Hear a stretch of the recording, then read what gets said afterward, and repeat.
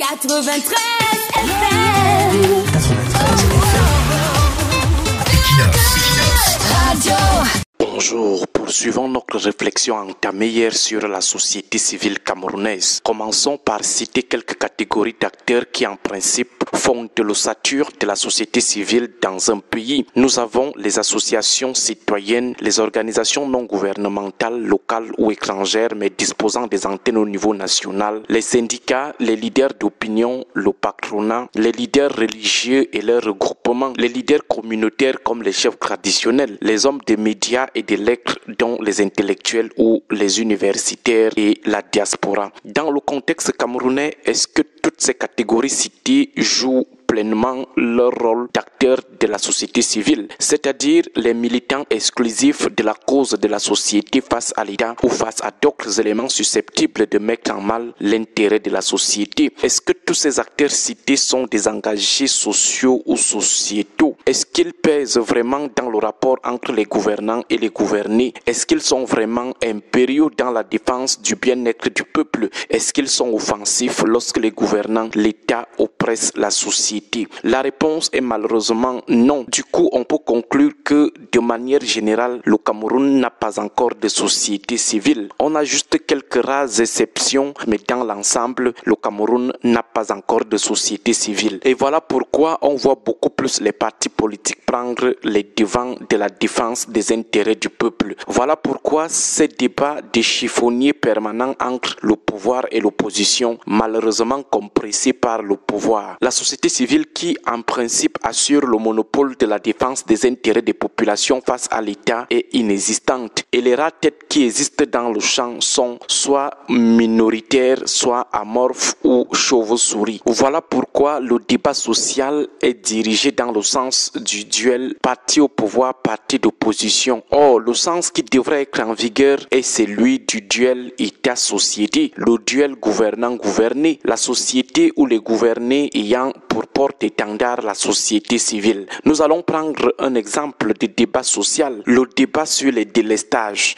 Vous constaterez que le débat autour des délestages est plutôt mené par les camps politiques. D'un côté, le parti au pouvoir et de l'autre, l'opposition. Même sur les plateaux du dimanche, question des délestages, au lieu d'avoir d'un côté les représentants des gouvernants, représentants des sociétés en charge de l'électricité et de l'autre les représentants de la société, les membres de la société civile, notamment les experts et les défenseurs des droits des consommateurs, vous avez plutôt d'un côté les représentants du parti au pouvoir et de l'autre les représentants des partis d'opposition. Et pour cause, le Cameroun n'a pas de société civile. Les rares têtes qui émergent sont extrêmement minoritaires ou sont juste des flagorneurs chauves-souris guidés soit par la famine, soit par la quête des subventions et autres privilèges. Prenons le mandat présidentiel qui s'achève. Quelle est l'organisation non gouvernementale qui a été vraiment constante pendant ces 7 dernières années dans la défense de l'intérêt des populations? Association des droits des consommateurs, avez-vous un nom qui vous vient en tête? Pourtant, ces organisations existent en quantité commerciale dans le répertoire du MINAT.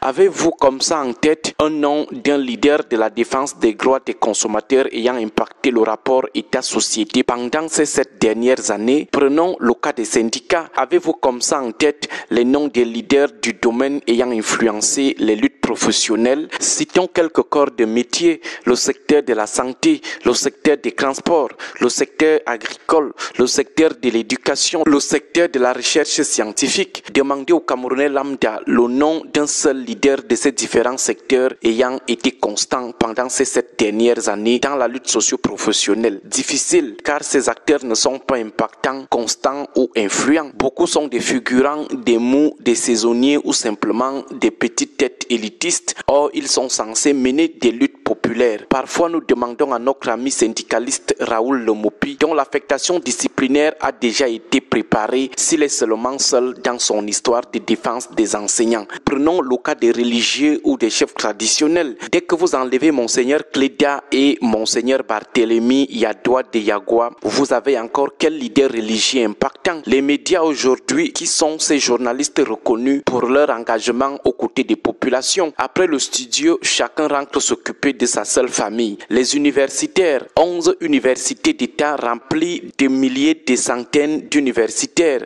Avez-vous ne serait-ce qu'un nom par université comme d'air de la défense des causes sociales? Les associations même qui clament être des associations de la société civile. Dès que vous enlevez des rares cas comme le REDAC ou un monde d'avenir, le reste c'est le sous-marinage des saisonniers chasseurs de subventions.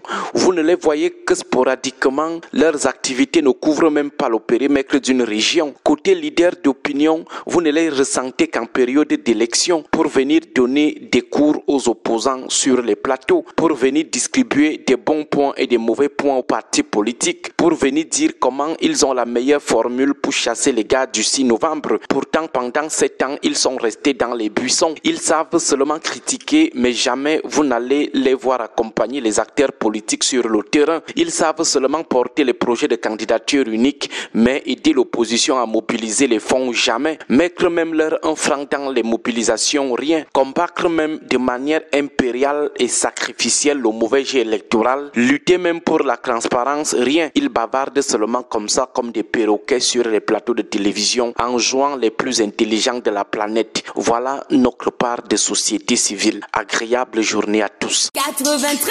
FM.